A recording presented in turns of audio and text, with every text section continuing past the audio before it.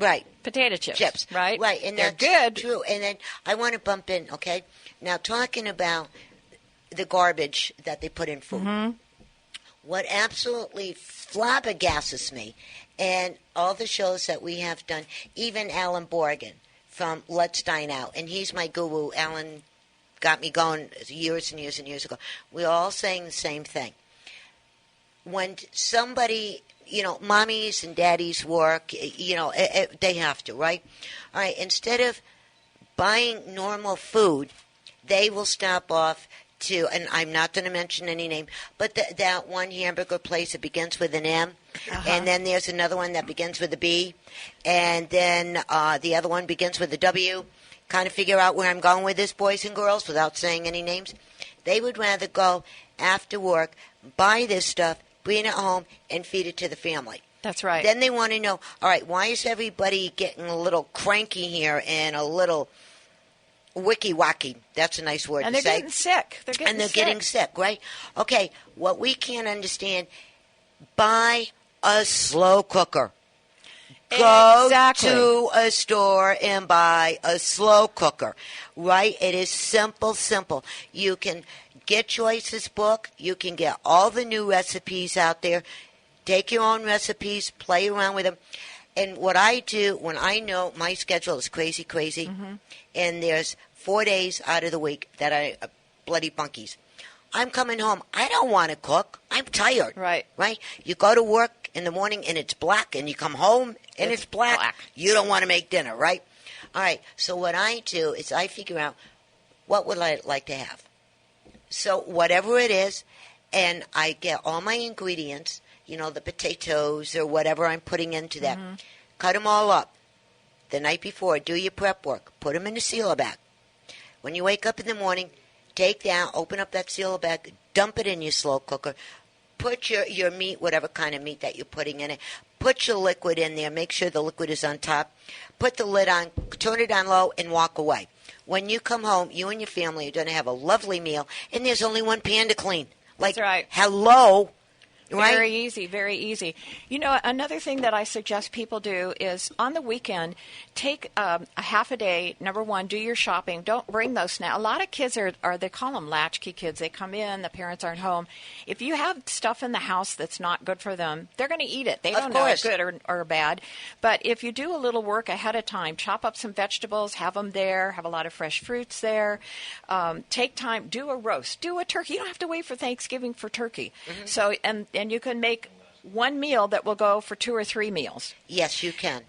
But I will say something I know how it is to be a parent and to come home. There are healthy choices at those fast food places. The one that begins with a C has a protein-style burgers that you can do. You can get salads. You don't have to have the calorie-laden with all the buns and the French fries and things like that. There's alternative. Those places are beginning to realize, if you'll see, they have the calorie counts now. They have the calorie counts up there. So even if you're going in and you're tempted and you go, oh, my God, do I really want 750 calories of this? It'll taste good. But, through the lips, over the lips and through the gums, look out. Tummy, here it comes. Well, I was going to say something else. Thank you for letting me not. Tushy. That's right. Yeah, you took us. But with a little bit of pre-planning, and I love the slow cookers, and I'm a big soup maker, and I love to do a big pot of soup, and it tastes, we were talking about that. Things taste better as they kind of mellow and the flavors marry. They taste better. My dear husband, who happens to, I didn't introduce you. This is my darling husband, Ken, sitting next to me. I was going to do that, and I said, sorry. you know what? I was going to give you the honors. And he's sitting there, and he's just smiling and having a good time. And if you didn't say it within the next 5 minutes, I was going to go, hello.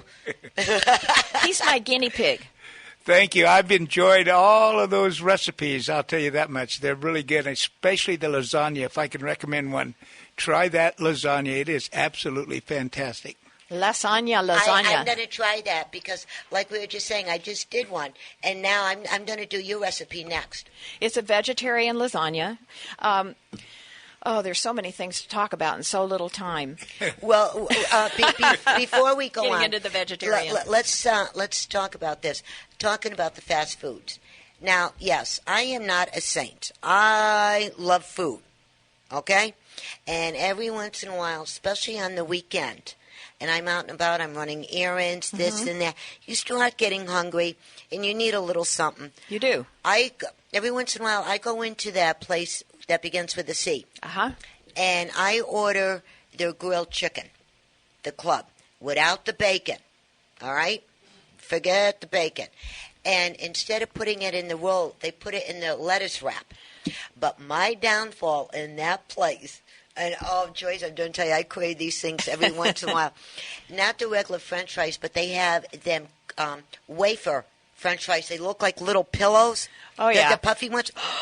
They're the waffle. They're the waffle cuts. Moly. Not that I know anything about them. Yeah, but they're the waffle cut fries. That's what I was. But be Crisp careful. cut fries are heaven. Crispy. Yes, that's you. what they are. But you guys, you got to be careful because every once in a while, use it as a treat. Don't have it every day. That's right. Because when you eat a potato, what happens when that potato hits your system? Yeah, you have to produce a lot of insulin to break it down. What it doesn't break down, if it doesn't break down the carbohydrates, it turns to fat.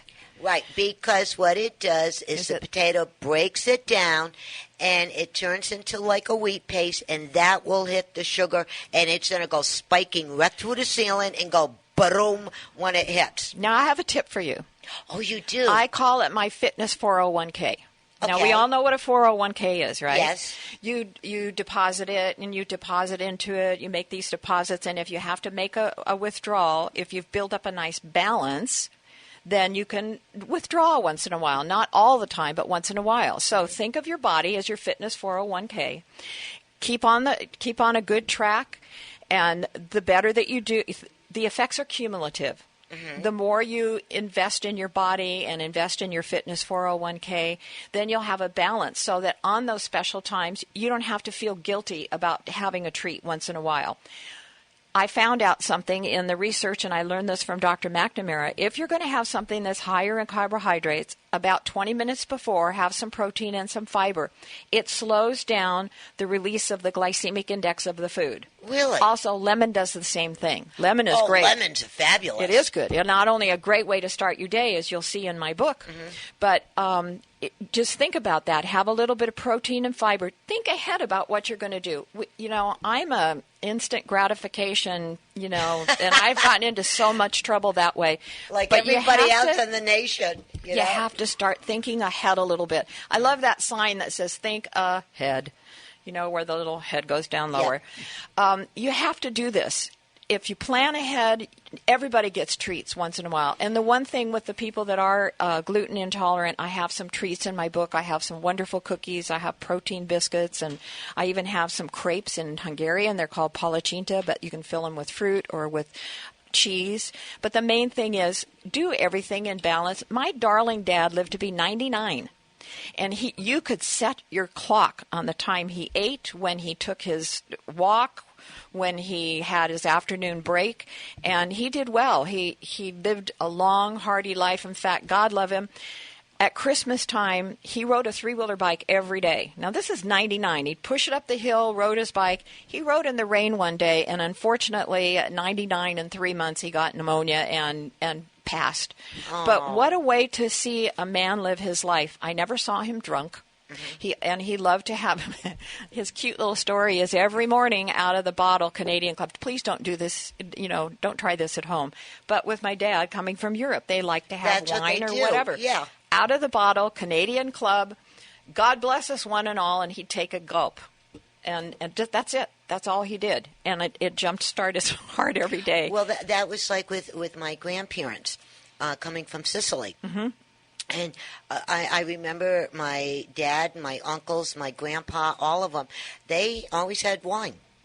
Their wine was like our orange juice, okay? I mean, that's as simple as you can do it. But what they do is, being European ascendants, like both of us are, from our relatives coming from the different countries and this and that, is when you eat a big meal, this is the key to this whole thing, and it is so simple, it's not even funny, okay? And I was going to say something, I figured no, because if my sister hears it, then I'd get in trouble. But the thing is, when you get done with a meal, do not, please listen to me, do not lay down on the couch and take a nap. Get up and take Get a walk. up and walk, because with us being from different countries, well, our ancestors and what have you, and this is the way we were raised. Get into a routine. If you can't walk because of the neighborhood, it's too cold, the snow's up to the armpits, whatever, walk around your house. Exactly. Put some walk music up and on. down the stairs. You know, whatever. If you guys really want to get serious, because the old saying is, you know, a happy life is a happy wife. We're talking about the whole family now. A happy family is a happy life. That's right. And instead of going crazy over this, get the children involved. Get them activities going. Because, as you know, our children learn from us. That's right. Hello, whatever mommy and daddy does, or grandma and grandpa, or auntie or uncle, or whoever, they're picking it up from us. If we don't show them a good example, they're going to make bigger mistakes than what we did. And they're supposed to be our future. Hello, think about it, guys. Right? And it ain't going to cost you nothing. That's the best part. That's right. I have another secret for you. I love it. Do we tell everybody? We could tell everybody. But, okay. And I really like, people don't realize this. We're a nation of shallow breathers. I am such a big proponent of deep breathing. Mm-hmm. When you've had a big meal, if you take 5 deep breaths, and I mean deep, inhale through the nose, hold it, exhale through the mouth, it helps digest your food. And it gets all that yuckiness out of you. Well, it oxygenates, easy for me to say, oxygenates your body, gets the blood flowing, and that really helps, and it'll take that logy feeling away. But the thing is, you know, we're going to do once in a while, especially on the holidays, overeat a little bit, but try the deep breathing. I have a really fun exercise that I have a ball that I bounce on, and I bounce I bounce my way to better health. Ball. But before we do the ball, we started calling it the brass ball. That's a new name for it. Before we do that, let me pump in real quick. If you just tuned in, you're listening to Let's Go Shopping with Bev right here on KCAA 1050 AM, the station that leaves no listener behind. And Joey is our board up today. Hey. And then we have Joyce, and we're talking about food. Food is one of my favorite subjects, guys. All right? Is gluten-free good for you? Is it for you? Is it not? Gonna tune in. And then the 21 tasty recipes. We got a new book. We're talking about that. All the good things coming up. And then Gail Kelly from Annis Linens. She's going to be calling in pretty soon. We're going to be talking about all the cool kitchenware. So you guys listen to this. Get all the recipes. Then we all go to Anna's. You buy all the little new kitchen duty daddies, and you're going to be happy for springtime. Right? New toys, new kitchen toys. I love kitchen gadgets. One of the things that I like in one of the recipes. Time out. Thank you. I just got a little notice here. Thank you. I'm glad you brought this in to me. One of the board ops just handed me this little note. And yes, that is my fault. I do have to apologize to the whole nation, to the whole country, everybody. Joyce, again, we forgot Mr. Hubby. Darling man. I'm enjoying it, so I'm just sitting here enjoying it. So I don't feel like you're, going around me here. It's fine. But, anytime, honey, anytime, don't never get used to anything, honey. Anytime you want to pop in and you want to talk or whatever, just jump in. Okay, we'll do. If you wait for an invitation, you ain't going to get it. Okay, thank you.